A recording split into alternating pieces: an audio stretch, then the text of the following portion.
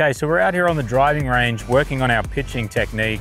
Got my FLYT chipping sleeve on, and I don't want people at home to think that they can't use a variation of clubs.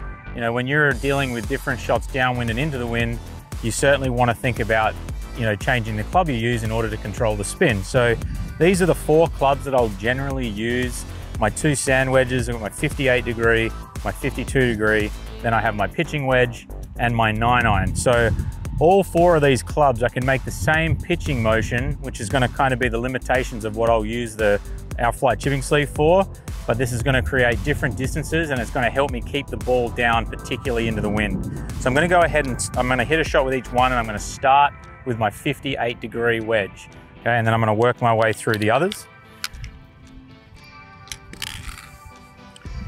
All right, now this shot's going to go somewhere around about, you know, like the 35 to 40 yard mark with my 58 degree. But you can see I've got my basic pitching and setup principles. Keep it wide, out in front of me. Okay, it's gone about 35 yards. I'm going to switch over to the sand wedge. I'm going to make the same swing. This is probably going to go, you know, around about 20 yards further, but I'm going to make the same motion. And you're going to see pretty quickly how each club differs in distance while maintaining the same technique. Came out a lot lower, went quite a bit further, hit that one a little bit thin. I'm going to switch this up now to the pitching wedge. Again, all the same principles. Using one technique.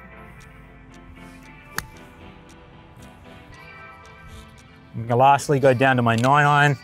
My 9-iron is probably one that I can use. You know, I'm gonna use a 9-iron not that often when I pitch, and it's gonna be on a shot that is probably into a par 5, maybe a recovery shot on a par 4, but realistically, maybe a 3rd shot into the wind, back pin where I'm trying to drive it in low and release the ball up to the pin.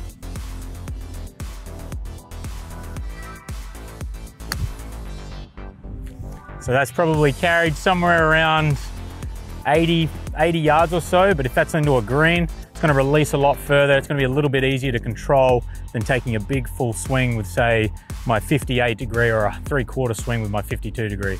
I think learning to use the same technique but different clubs should really help you be more consistent out on the golf course.